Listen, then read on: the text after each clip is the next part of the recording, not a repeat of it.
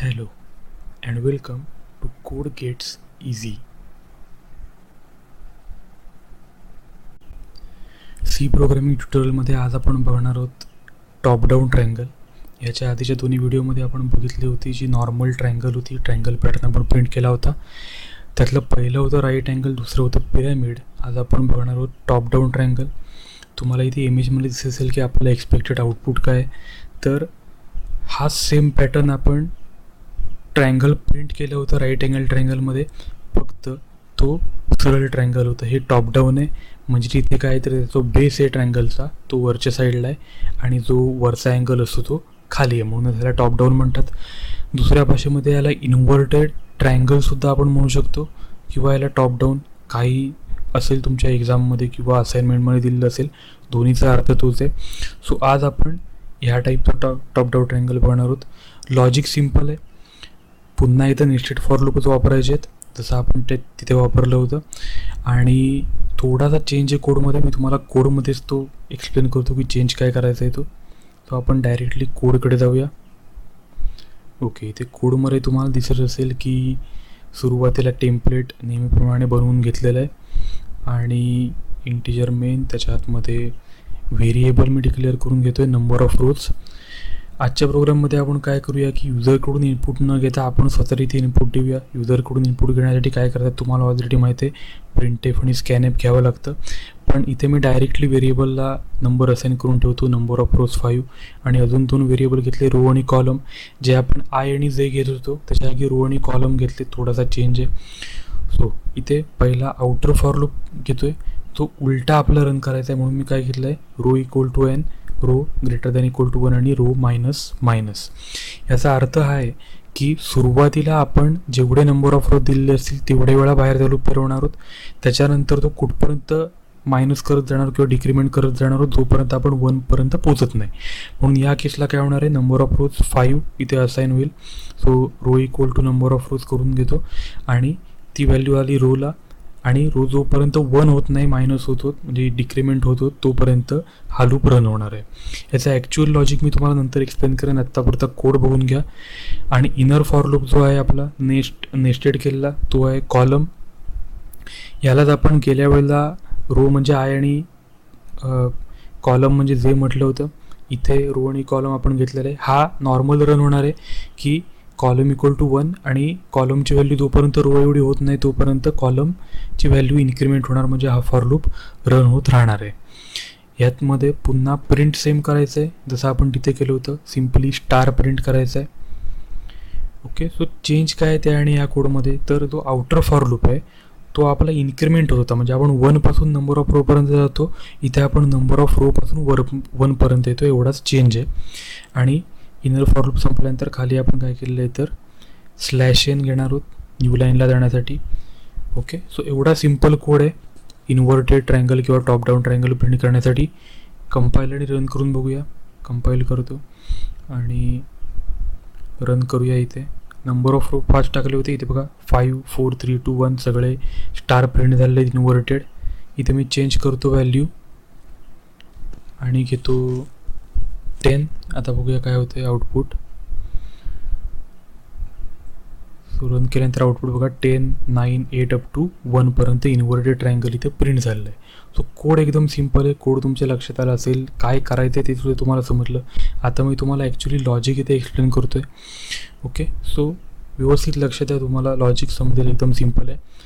इथे तुम्हाला इमेजमध्ये दिसत असेल की एक टेबल घेतलेलं आहे मी, जिथे रो आणि कॉलम डिफाईन केलेले आहेत. सो रो ज्या प्रिंट होत्या इथे 1 2 3 4, इथे मी काय घेतलेलं आहे तर एक्झाम्पल एक्सप्लेन करण्यासाठी नंबर ऑफ रोज 4 घेतलं आहे.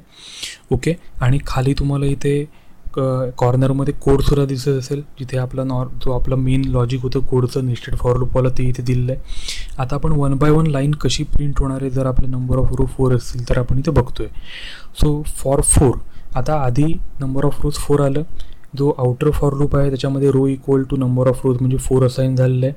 आणि कंडिशन काय आपली, row is greater than equal to 1.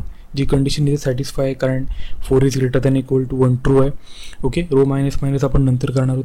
त्याच्यानंतर आपण इनर फॉर लूपमध्ये गेलो, जिथे आपण काय केलं आहे की कॉलम इक्वल टू 1, जे आपलं गेल्या वेळचं लॉजिक होतं सेम तेच आहे, आणि column less than equal to row केलेलं आहे. हे आपण का करतो आहे, कारण जेवढे नंबर ऑफ रोज आत्ता आपण ज्या नंबर च्या रोला आहोत तेवढे स्टार तिथे आपला प्रिंट करायचे, तरच आपला तो ट्रायंगलचा पॅटर्न मिळणार आहे.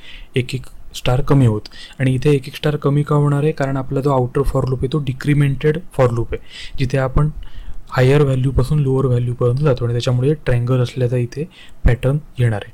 सो इथे काय झालं, column equal to 1, column less than equal to row. आत्ता रोची व्हॅल्यू 4 होती, सो हे ट्रू आहे, आणि कॉलम प्लस प्लस आपण नंतर करणार आहोत. सो इथे प्रिंट काय होतं आहे, तर प्रिंट एक स्टार इथे झाला आणि स्पेस आहे. सो तुम्ही टेबलमध्ये बघा, जिथे पहिल्या कॉलमच्या खाली एक स्टार प्रिंट झाला आहे आणि दुसऱ्या कॉलमची इथे एक स्पेस पडला, जे आपलं प्रिंट स्टेटमेंट सॅटिस्फाय पहिलं झालं. मग काय झालं, तर कॉलमची व्हॅल्यू झाली इनक्रिमेंट, म्हणजे इनर फॉर लूपची व्हॅल्यू इनक्रिमेंट झाली. कॉलमची व्हॅल्यू झाली 2, पुन्हा चेक केली condition 2 is less than equal to 4, पुन्हा ट्रू आहे, कारण रोची व्हॅल्यू तर अजून आपली 4च आहे, ट्रू आहे. त्याच्यामुळे पुन्हा एकदा स्टार अजून एक प्रिंट झाला आणि स्पेस पडला, म्हणून थर्ड कॉलमच्या इथे स्टार आहे आणि फोर्थला स्पेस पडला. ओके, परत एकदा इन्क्रिमेंट झालं, म्हणजे काय झाली, आता कॉलमची व्हॅल्यू 3साठी पुन्हा कंडिशन सॅटिस्फाईड आहे, कारण 3 is less than equal to 4, रोची व्हॅल्यू अजूनसुद्धा 4च आहे.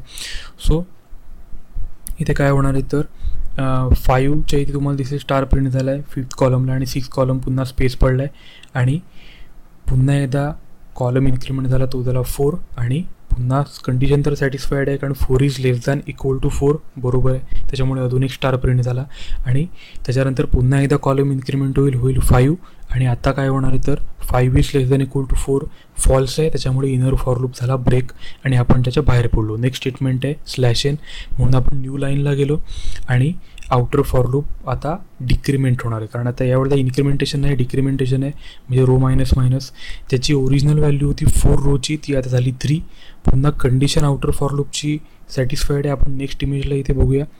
ओके, इथे तुम्हाला दिसत असेल आता रोची व्हॅल्यू 3 झाल्यानंतर काय होईल, तर तो इनर फॉर लूपला आपण पुन्हा एकदा आलो, कारण row is greater than equal to 1, outer for लूपची कंडिशन ट्रू आहे, कारण 3 ग्रेटर दॅन 1 ट्रू असतं. आणि इनर फॉर लूपला आलो. इनर फॉर लूपला आल्यानंतर पुन्हा एकदा सेम आहे की कॉलमची व्हॅल्यू 1 असाइन केलेली आहे, आणि column less than equal to रोची व्हॅल्यू आता 3 आहे, so 1 less than equal to 3 true आहे.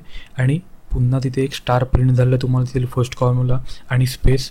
त्याच्यानंतर कॉलम म्हणजे इनर फॉर लूप इन्क्रिमेंट झाला, तो झाला 2 झाल्यानंतर पुन्हा कंडिशन सॅटिस्फाईड आहे, कारण 2 लेस दॅन इक्वल टू 3 पुन्हा ट्रू आहे, आणि पुन्हा अजून एक स्टार प्रिंट झाला आणि एक स्पेस प्रिंट झालेला आहे. आणि परत एकदा आपण कॉलम इन्क्रिमेंट केला, तो झाला 3, पुन्हा 3 लेस दॅन इक्वल टू 3 ट्रू आहे, म्हणून अजून एक स्टार प्रिंट झाला आणि स्पेस पडला. पण आता जेव्हा कॉलम पुन्हा इन्क्रिमेंट होईल 4, तेव्हा काय होणार आहे, तर 4 लेस दॅन इक्वल टू 3 ही कंडिशन फॉल्स होईल, आणि आपण इनर फॉर लूपमधून बाहेर पडू, आणि न्यू लाईनला कर्सर जाईल, आणि पुन्हा एकदा आउटर फॉर लूप येतो डिक्रिमेंट होईल, म्हणजे तो होईल 3चा 2. ओके, सो आता ह्या इमेजमध्ये तुम्हाला दिसत असेल की रोची व्हॅल्यू झाली 2, आणि आता इथे काय होणार, तर कॉलम फिरणार आहे 1 आणि 2 पर्यंतच, म्हणून 2 वेळा स्टार प्रिंट होईल. ओके, ते तुम्हाला थर्ड रोला दिसेल 2 वेळा स्टार प्रिंट झालेला आहे, आणि 2दा स्टार प्रिंट झाल्यानंतर कॉलमची व्हॅल्यू जेव्हा 3 होईल तेव्हा पुन्हा एकदा इनर फॉर लूप तो ब्रेक होईल, आणि आउटर फॉर लूपसाठी आपण /n पुढे जाऊ, आणि आउटर फॉर लूपची व्हॅल्यू फायनली काय होईल, रो मायनस मायनस होऊन 2चं 1ने डिक्रिमेंट होऊन व्हॅल्यू होणार आहे 1, आणि 1साठी परत काय होणार आहे, तर कंडिशन तर आपली आउटर फॉर लूपची ट्रू आहे, कारण 1 greater than equal to 1 true असणार आहे. आणि इनर फॉर लूपमध्ये काय आहे, तर column equal to 1, column less than equal to row, कॉलमची व्हॅल्यू 1 आहे, रोची व्हॅल्यूसुद्धा आता 1 झाले, कंडिशन ट्रू आहे, म्हणून एक स्टार प्रिंट होईल, आणि कॉलम प्लस प्लस झाल्यानंतर व्हॅल्यू होईल 2 लेस दॅन इक्वल टू 1 फॉल्स होईल, आणि आपण इनर फॉर लूपमधून ब्रेक होऊ. /n इथे अप्लाय होईल, पण ते अप्लाय झालं तरी पण पुढे कायचं यूज नाही आहे, कारण आउटर फॉर लूप जेव्हा पुन्हा एकदा डिक्रिमेंट होईल 1 पासून 0 पर्यंत, तेव्हा आउटर फॉर लूपची कंडिशन जी होती row greater than equal to 1, म्हणजे 0 ग्रेटर दॅन इक्वल टू 1 हे फॉल्स होईल, आणि आपण टोटल कंप्लीट दोन्ही फॉर लूपमधून बाहेर पडू.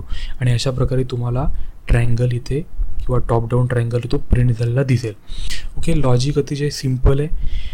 तुम्हाला जर तो व्हिडिओ आपला जिथे आपण right angle triangle normally print केला होता पॅटर्न तो समजला असेल तर हे लॉजिकसुद्धा तुम्हाला इझिली समजेल. जर तुम्ही तो व्हिडिओ बघितला नसेल तर मी ह्या व्हिडिओच्या डिस्क्रिप्शनमध्ये त्या व्हिडिओची लिंक टाकणार आहे. तुम्ही तो व्हिडिओ जाऊन आधी बघा, म्हणजे तुम्हाला हा व्हिडिओ समजायला अजूनसुद्धा इझी जाईल. ओके, सो अतिशय सिम्पल कोडमध्ये नेस्टेड फॉर लूप वापरून आपण टॉप डाऊन ट्रायंगलचं प्रिंटिंग बघितलं आहे. नेक्स्ट व्हिडिओमध्ये आपण नेक्स्ट नॉर्मल ट्रायंगल जे प्रिंट करून बघितलं होतं पिरॅमिड, त्याचंसुद्धा टॉप डाऊन बघणार आहोत. ओके, सो इथे आपला आजचा जो कोड होता टॉप डाऊन ट्रायंगलचा राईट अँगलसाठीचा तो संपलेला आहे. Thank you for watching. Subscribe for more and please do like, comment and share.